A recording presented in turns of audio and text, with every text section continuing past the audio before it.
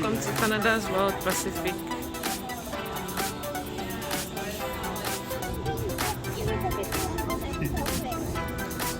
Ooh.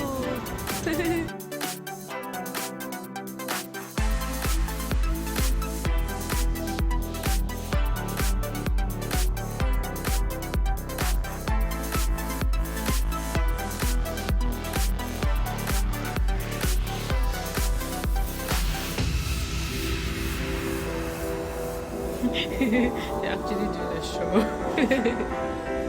Okay.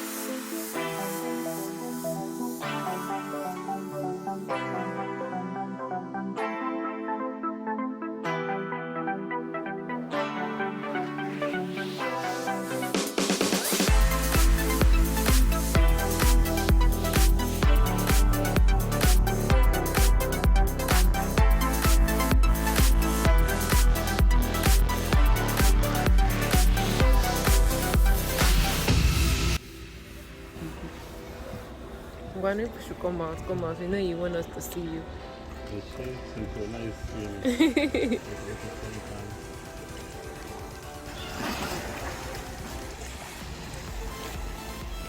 It's like they're all over the place. You don't even know when they're going to come out.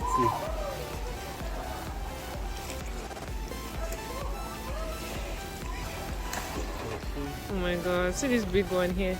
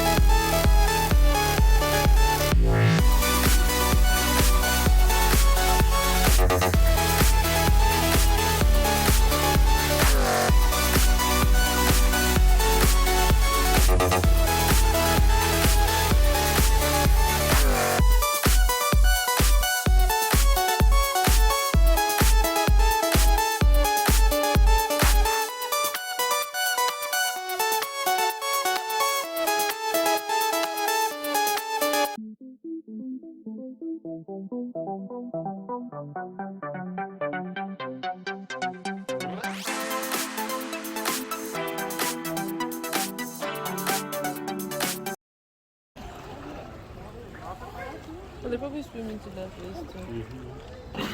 Oh shit. That thing is big though.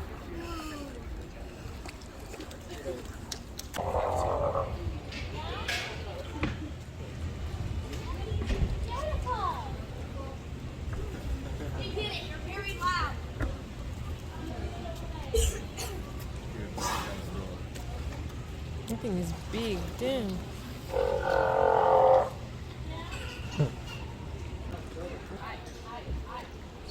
They know, like, they know what's on it.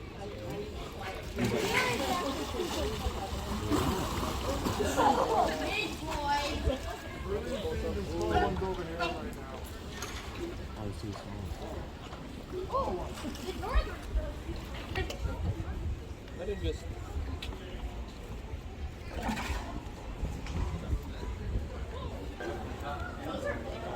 Yep, stand up there, I'll help. Stand behind you, buddy. Wow.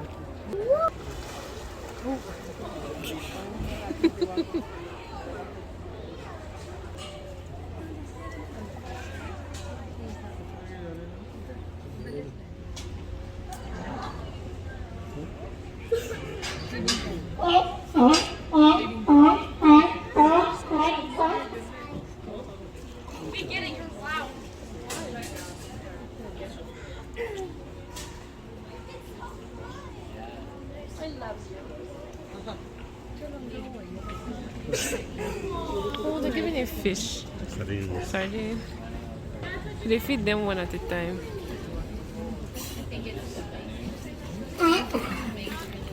That's why these ones are coming out. They probably know it's their feeding time. What is this?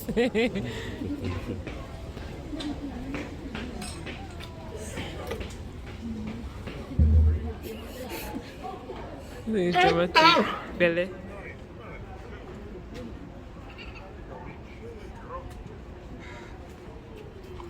You're bringing him out.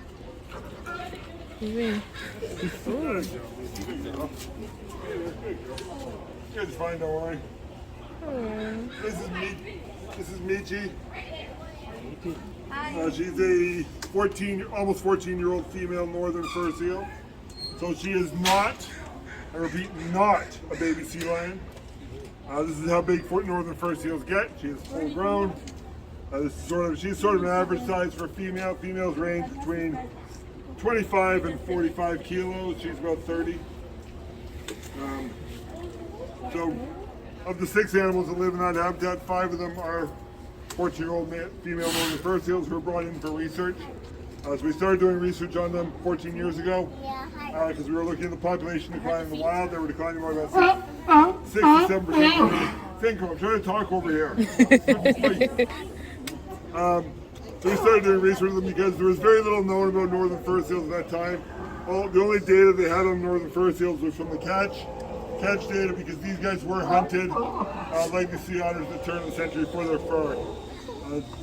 The name fur seal comes because they have fur.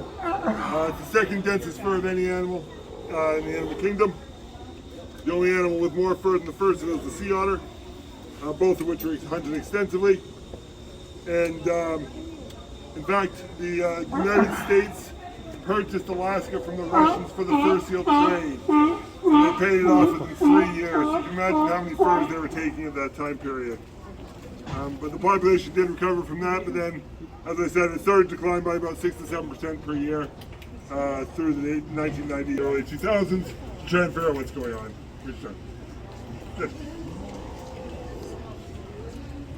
This is actually pretty amazing that she actually will sit here like this. Northern fur seals are extremely skittish animals. So the fact that we can get them to this kind of thing, it's really good. It's good for their brains as well. I mean, That bird is still a fish. It's still a fish? Ooh. You see the proportionally, she has fairly large rear flippers. Oh, okay. We train a wide variety of behaviors with all our animals here. Most important are the husbandry behaviors, your healthcare. Good. So they're trained to send their entire bodies to us. Okay. Good. But then we do have lots of fun behaviors. This is one of my favorite. This is one that's called Innovate. So basically what Tigua's going to do here is she's going to do whatever behavior she wants. She just can't repeat the same behavior twice. Oh, okay. We'll see what she does. Good. Oh. Good. No, you did that one. Good. No, you did that one. You did that one. Good. I'm not going to push you right now because you get a little distracted when there's people around. Don't you? Yeah. Good. We also train a lot of fun behaviors because training is important. Everybody here knows there is also going to be a stellar seal.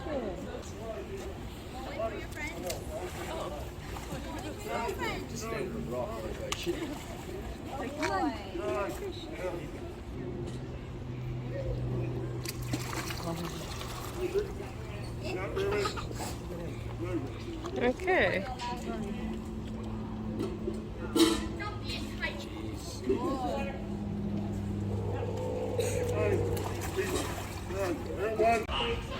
also like to thank all of you for coming out to our Caring for Winnipeg's program. Hey Mac, I am sure you'll notice when he comes out of the water. The working with us today are going to be our Marina trainers. I see one now. We're say hi to Phil. Hey Phil, how you doing? Then in fact, I spotted Sammy and Nigel, I believe. They're going to be practicing some of the behaviors with our Winnipeg today. For those just joining, feel free to find a seat. We've got the first 2 meters clear for Phil. Thanks, Connie. So the behaviors we're practicing today are being practiced for a variety of reasons. Part of the design of this exhibit is that the girls can weave through the back between those pylons, whereas Amac, the big guy, cannot. So they'll be departing the house like one-on-one training sessions with their trainers back there. Everyone wave bye to the girls, see you in a little bit. So we're going to be practicing our behaviors today for a variety of reasons. The first reason is for what we call physical enrichment. So it's kind of like PE class for us, but instead of giving you grades, the big guy Amac is instead going to get food. Regardless of it, he must participate on it, so he's going to get his food. But We'll give him some food. Work out those muscles and make sure that we stay fit and active. I'm sure y'all may have noticed his size compared to the girls. For context, the girls are in the ballpark of around 200 kilos, give or take 20. He might just slimming down a little bit right now, so he's only about 801 kilos. Slimming down. For context, a couple weeks ago, he was actually up to 920. So, Okay. alongside our physical enrichment, we're also going to be doing some mental enrichment today. So whereas physical enrichment works out the body, mental enrichment works out the mind. That little one with the climbing, we're going to keep moving on the ground. So mental enrichment can be something as simple as getting a new smell or a new texture to taste, or it can be something a little bit more complex like figuring out a new toy or a puzzle. And I'm curious, raise your hand if you have never seen a male stellar sea lion before. Great. So for everyone who's raising their hands, you are engaging your own form of mental enrichment right now. You're using a part of your brain that identifies with animals to store away that information. Okay. And you are staying fit and healthy. So here we see an example of Phil asking Amac for some high energy behaviors. Again, working out the body. And we can actually combine that with the mental exercise, asking for different order of behaviors every single session. That way, Amac is working at his mind as well. The third reason we practice these behaviors is for the animal's health care. Just like how they choose to participate in their enrichments, they also choose to participate in their health care when we ask them to. So, for example, let's say that we had to give Amac eye drops.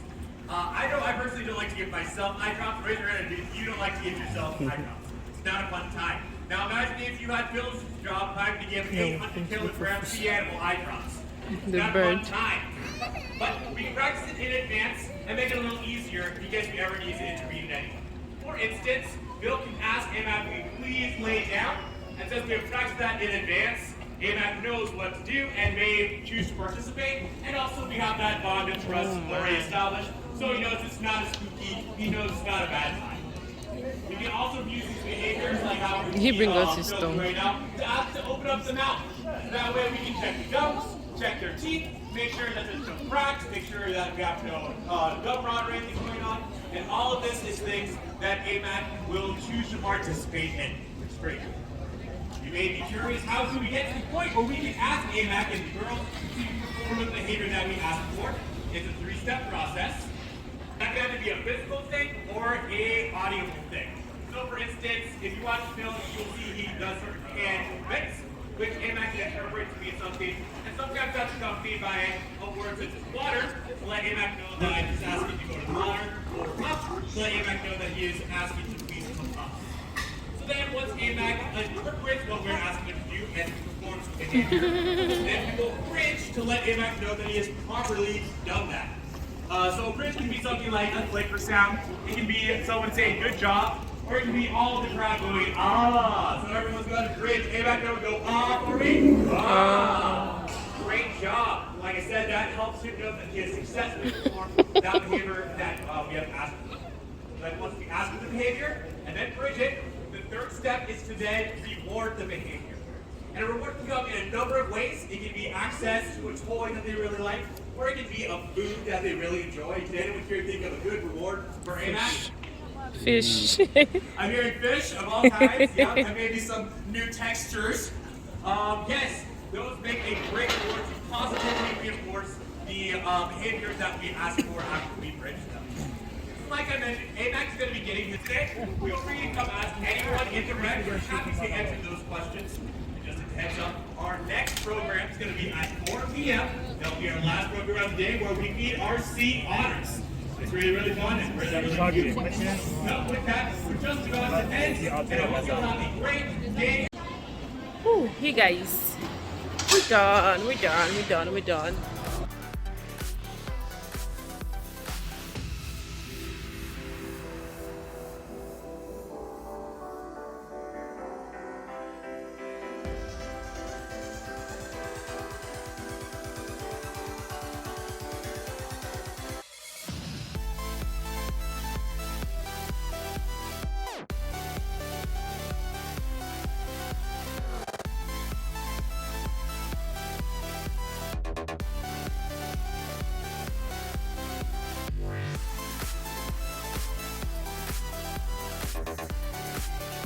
This is the reason why they wanted you to come to the gift shop, so that you see something that's fascinating, you'll be motivated to purchase.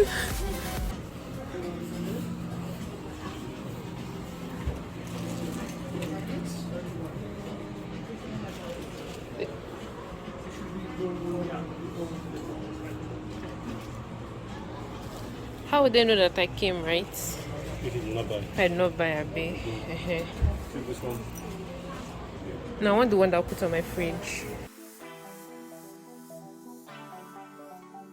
You guys don't worry, we'll use it on the fridge from the video. Right? We'll use it on the fridge from the video.